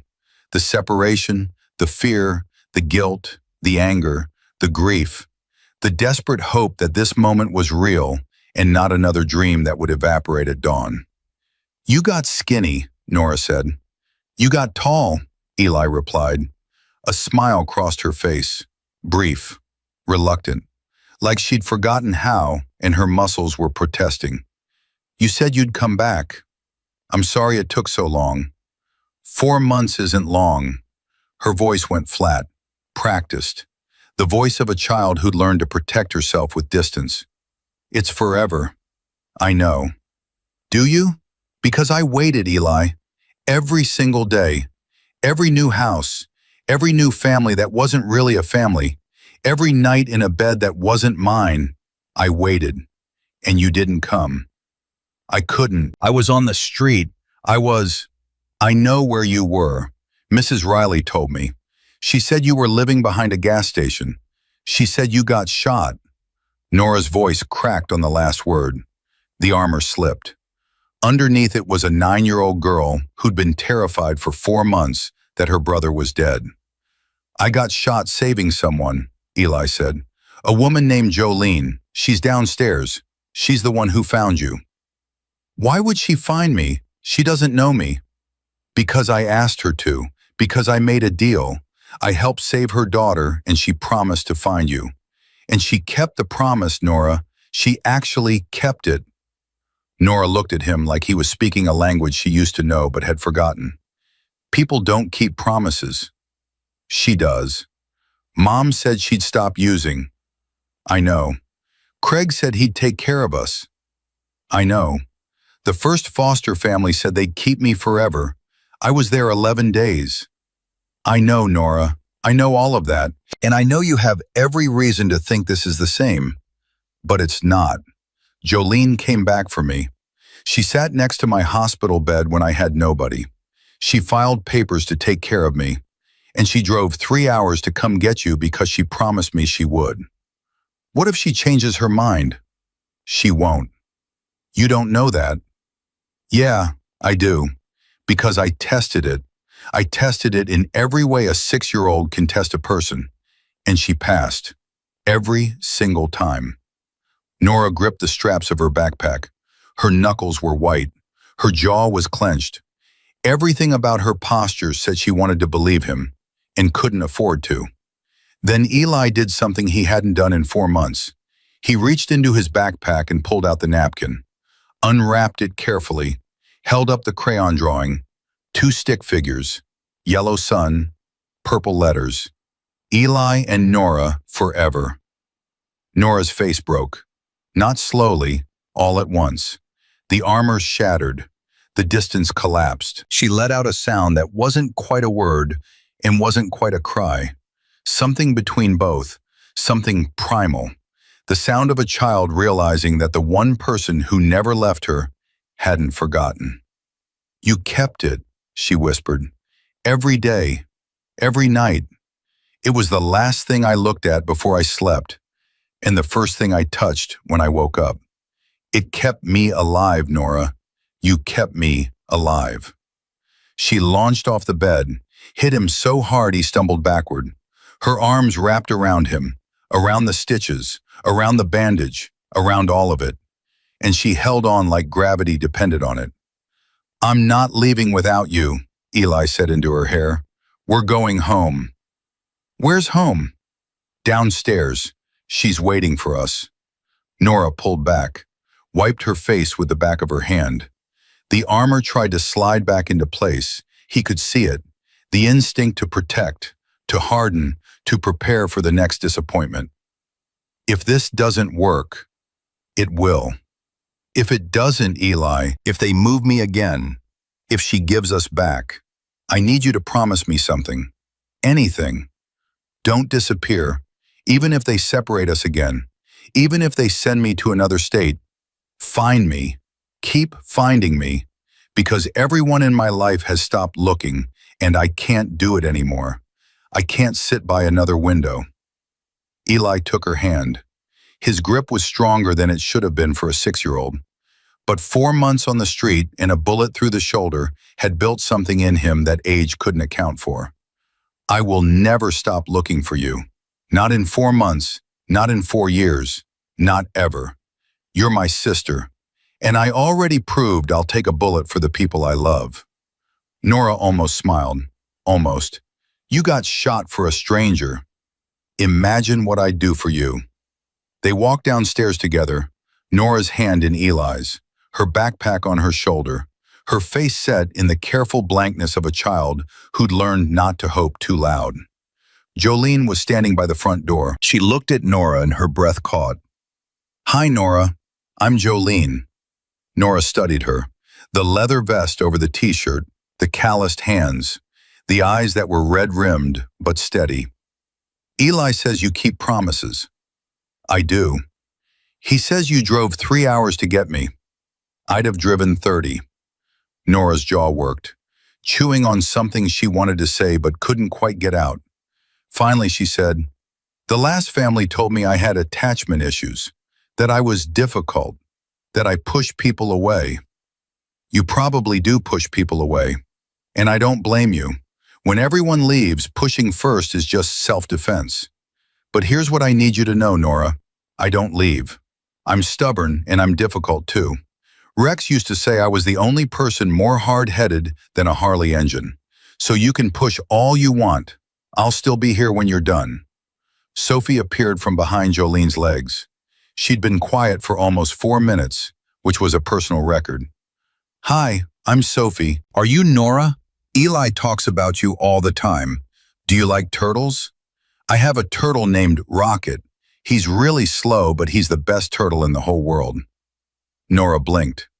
The rapid-fire introduction from a 5-year-old had apparently not been in her emotional preparation for this moment.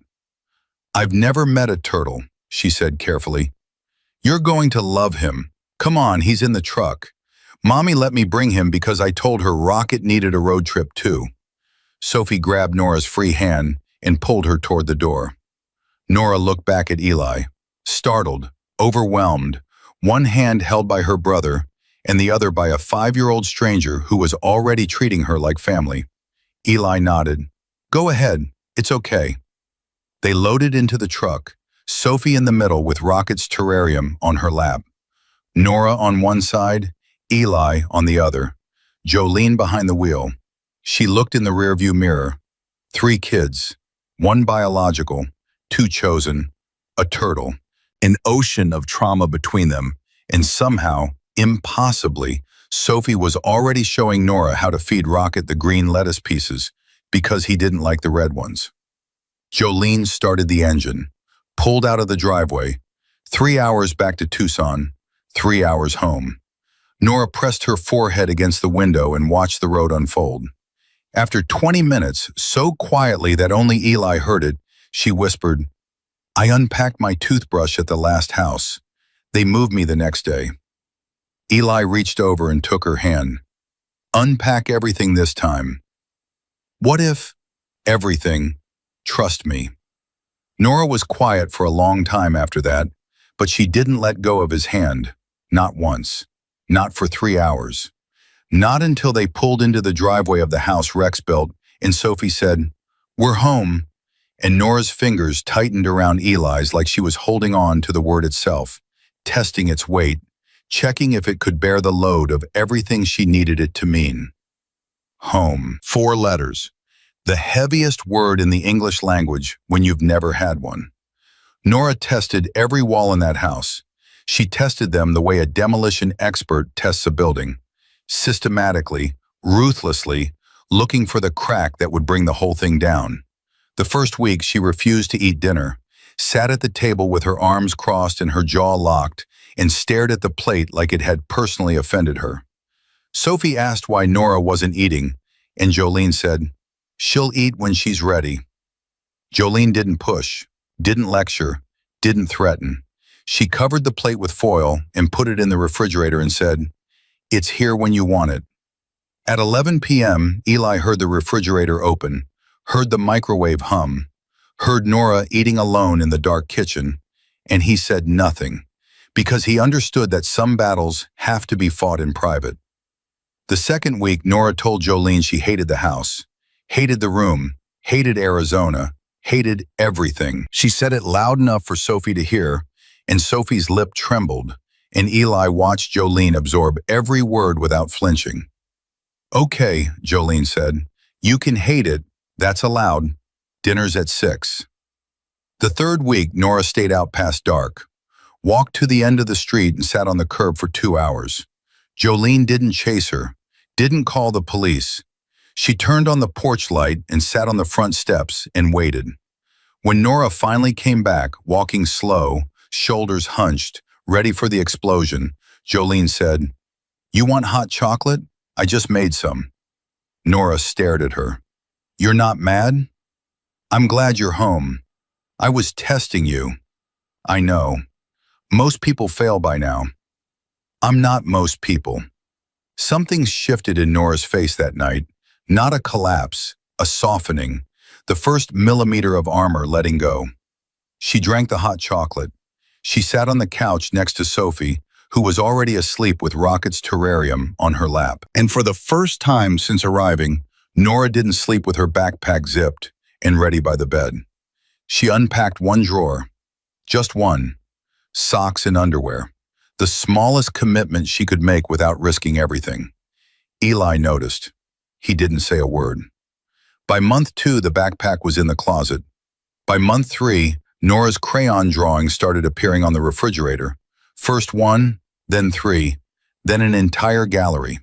She drew the family, Jolene on Rex's Harley, Sophie holding Rocket, Eli with his scar. The bullet wound had healed into a raised pink line on his shoulder that he wore without shame.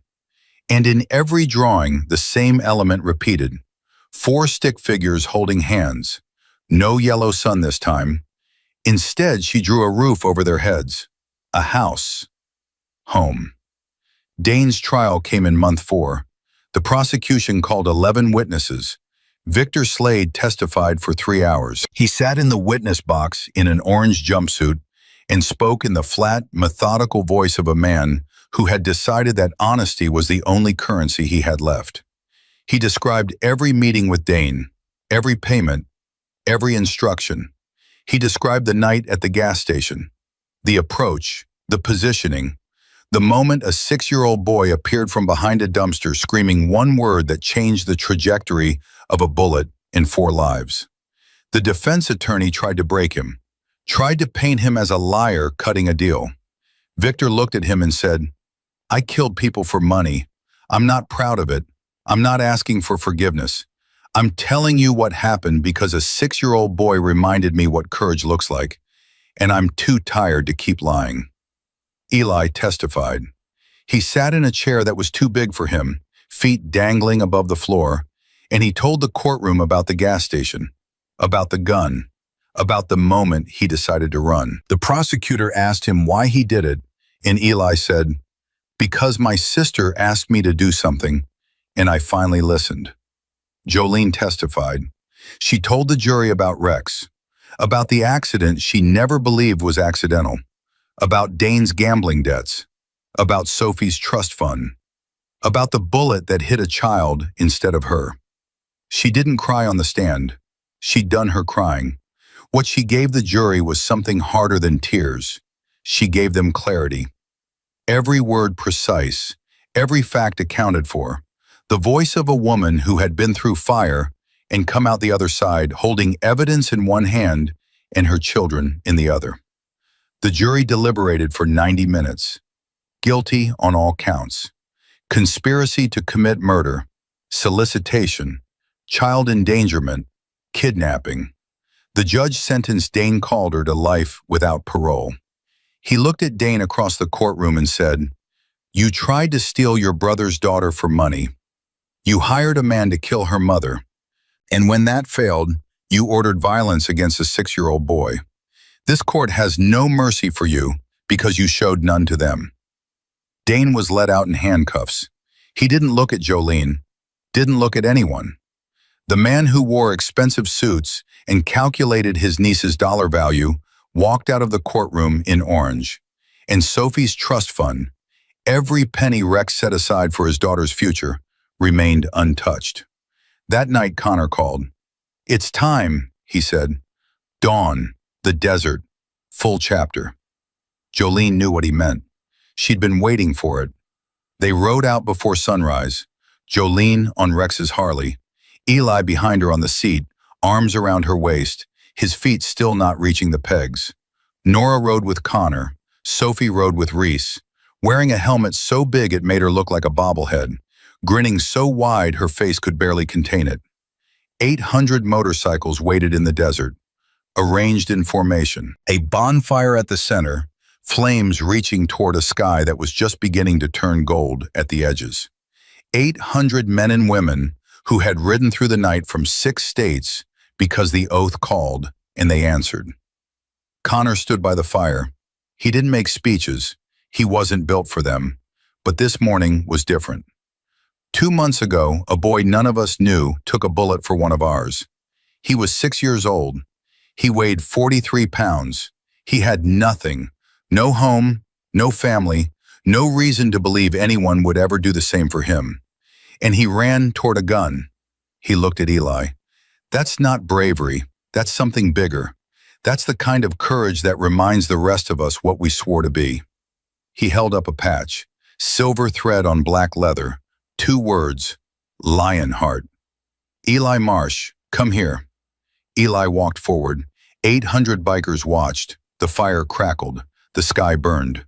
Jolene took the patch from Connor and knelt in front of Eli. She held the needle and thread she'd brought, Rex's sewing kit, the one he used to repair his own patches. The thread still wound the way his hands had left it. "This goes on your jacket," she said, "Connor's nephew's jacket. And once it's sewn, it doesn't come off. It means you're protected. It means your family. It means that every person wearing this patch will stand between you and whatever comes. Do you understand?" "Yes." "Do you accept it?" Eli looked at Nora. She stood 10 feet away, arms crossed, eyes wet, trying so hard not to cry that her whole body shook. He looked at Sophie, who was bouncing on her toes with her hands clasped under her chin. He looked at 800 faces he didn't know, hard and scarred and weathered, and every single one of them was looking back at him with something he'd never seen directed at himself before. Respect. "I accept it." Jolene sewed the patch onto the denim jacket, each stitch permanent, each one a promise that couldn't be broken without tearing the fabric itself.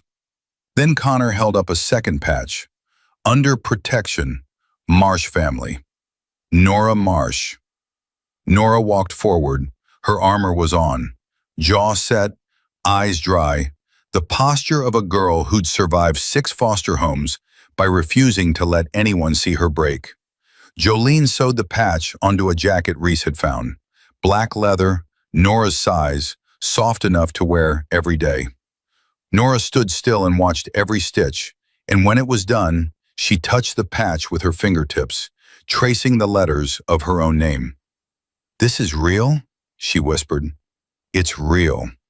Nobody can take it back?" "Nobody. Not CPS, not a judge, not anyone. You're ours, Nora, both of you, permanently." 800 bikers stood. Sunglasses came off, every face visible. Some of these men and women had done time. Some had buried brothers. Some had scars they'd never show and stories they'd never tell. And every single one of them was crying, not hiding it, not ashamed of it. 800 people who lived by a code that said strength and tenderness were not opposites. They were the same thing. Hands rose to chests, a silent salute. For a 6-year-old boy who screamed when silence was safer. For an 8-year-old girl who survived when the system forgot her. For a mother who fought with everything she had and a brotherhood that showed up when it mattered. Jolene stepped to the fire. She didn't have a speech planned. She just had truth. "They tried to kill me, tried to take my daughter, tried to turn a 5-year-old into a payday. They thought I'd break." She looked at Eli and Nora and Sophie. "They were wrong. They thought I'd fight alone. They were wrong about that too." She announced it there in front of the fire with 800 witnesses. The Lioness Project. Legal aid for mothers and grandmothers fighting custody battles they couldn't afford. Safe houses for emergency placement. A network that used the Brotherhood's reach, Reese's technology, and Carmen Reyes's legal expertise to protect people the system forgot. "Every child deserves someone who shows up," Jolene said. "Every mother deserves a fighting chance. And every person who calls for help deserves an answer." 800 hands rose, unanimous. 2 years later, the numbers told the story Jolene couldn't. 211 children placed in safe custody.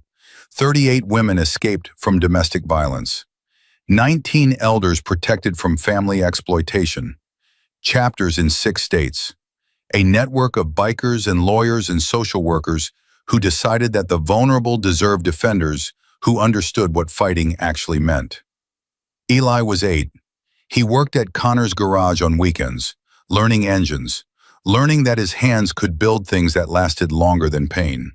His shoulder scar faded from pink to white. He wore it the way soldiers wear medals, not with pride exactly, but with the quiet acknowledgement that he'd been tested and hadn't broken. Nora was 10. Her artwork hung in galleries across Arizona, drawings of the family that violence built and love rebuilt. A foster kid from Flagstaff whose crayon stick figures now raise thousands for the Lioness Project. She still slept with her backpack in the closet, but the zipper stayed open, and every drawer in her dresser was full. Sophie was 7, running a kids' chapter of the Lioness Project at her school. Loud, fearless, absolutely certain the world was good because the people around her had proved it. A Tuesday night, 9 p.m., Jolene's phone rang. A woman in Yuma, 68 years old. Her grandson was being taken by a daughter lost to addiction. She'd heard about the Lioness Project, called the number, praying someone would answer. Jolene looked at the clock. 4-hour drive, early morning tomorrow. Every practical reason in the world to say, call back in the morning. "I'll be there by 1 a.m. Keep him safe." Eli stood up from the kitchen table. "I'm coming. You've got school tomorrow, and you've got a 4-hour ride alone in the dark." Nora closed her sketchbook. "Me too." Sophie appeared in the doorway with her backpack already on. "Road trip." Jolene looked at them. 3 kids who had been broken by the world and rebuilt by people who refused to let them stay broken. Who understood in their bones that showing up wasn't optional. It was the whole point. That protection wasn't something you talked about. It was something you did. Every day, every call, every time. All right, let's go remind someone they're not alone. They loaded into the truck. Jolene behind the wheel, Eli riding shotgun, Nora and Sophie in the back, with Rocket's terrarium between them, because Sophie insisted the turtle needed the experience. Jolene's phone buzzed. Text from the grandmother in Yuma. You really coming? She typed back one line. 20 minutes, hold on. They drove through the desert night, 4 people who had no business being a family and had become one anyway, assembled by violence in choice and a stubborn, unbreakable belief that some promises are worth keeping, no matter what they cost. Eli reached into his jacket and touched the Lionheart patch. Silver thread on black leather. Permanent, earned, his. Because that's what the oath means. You show up, you keep your word, you stand between danger and the people who can't stand alone. And you make sure, absolutely sure, that nobody who calls for help ever calls into silence.